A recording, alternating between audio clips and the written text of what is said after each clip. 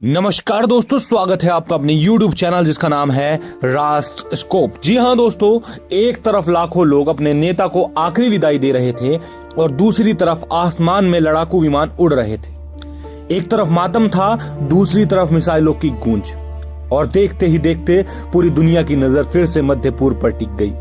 आखिर ऐसा क्या हुआ कि शोक के माहौल के बीच युद्ध जैसी स्थितियां बन गई? आइए पूरी कहानी आसान भाषा में समझते हैं। दोस्तों, पिछले कुछ दिनों से ईरान में आयतुल्लाह अली खामेनी की अंतिम यात्रा का कार्यक्रम चल रहा था। अलग अलग शहरों में बड़ी संख्या में लोग उन्हें श्रद्धांजलि देने के लिए सड़कों पर उतरे। धार्मिक आयोजन, सुरक्षा व्यवस्था और लाखों लोगों की मौजूदगी ने इसे दुनिया की सबसे चर्चित घटनाओं में से एक बना दिया। लेकिन इसी दौरान हालात अचानक बदल गए।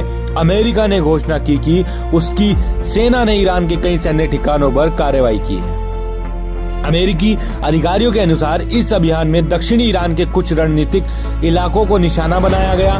रिपोर्टों में रडार सिस्टम, ड्रोन से जुड़े ठिकानों और कुछ नौसैनिक सुविधाओं का भी जिक्र किया गया।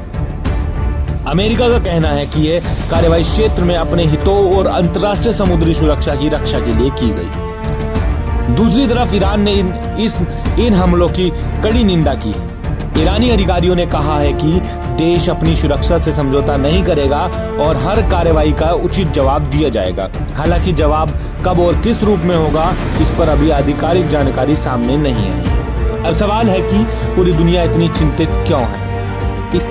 इसकी सबसे बड़ी वजह है स्ट्रेट ऑफ हॉर्मुज। जी हाँ दोस्तों, अगर आसान भाषा में समझें तो यह दुनिया की सबसे महत्वपूर्ण समुद्री रास्तों में से एक है।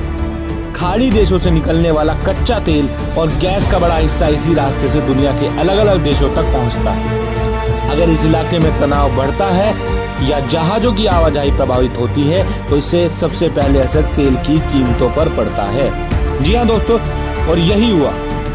हमले की खबर सामने आते ही अंतर्राष्ट्रीय बाजार में कच्चे तेल की कीमतों में उछाल आ गया। निवेशकों में चिंता बढ़ी और कई वैश्विक बाजारों में उतार चढ़ाव देखने को मिला, क्योंकि अगर हार्मुज में हालात बिगड़ते हैं तो इसका असर सिर्फ मध्य पूर्व तक सीमित नहीं रहता, वो भारत तक भी पड़ता है। भारत अपनी ऊर्जा जरूरतों का बड़ा हिस्सा विदेशों से आयात करता है।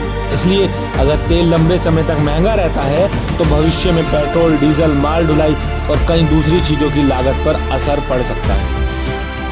इसके अलावा दोस्तों, खाड़ी देशों में लाखों भारतीय काम करते हैं।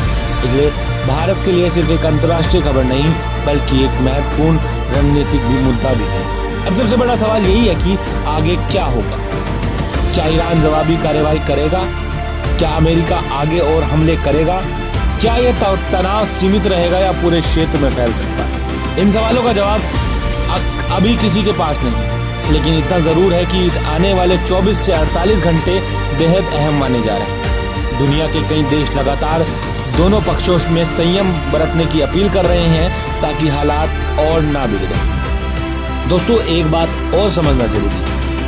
आज की दुनिया में युद्ध सिर्फ सीमा पर नहीं लड़े जाते, उनका असर तेल की कीमतों, व्यापार, शेयर बाजार, वैश्विक अर्थव्यवस्था और आम लोगों की जिंदगी तक पहुंचता है। इसलिए दोस्तों, ईरान और अमेरिका के बीच बढ़ता यह तनाव सिर्फ दो देशों का मामला नहीं बल्कि पूरी दुनिया के लिए चिंता का विषय बन चुका है। अब दोस्तों, सिर्फ देखना यह होगा कि आने वाले दिनों में बातचीत का रास्ता निकलता है या टकराव और बढ़ती है। दोस्तों, आपको क्या लगता है? क्या ये जो युद्ध छिड़ा है ये और बढ़ेगा या सीमित दिनों तक ही चलेगा? और क्या ये संकट रुक पाएगा या दुनिया एक और बड़े भू राजनीतिक संघर्ष की ओर बढ़ रही है?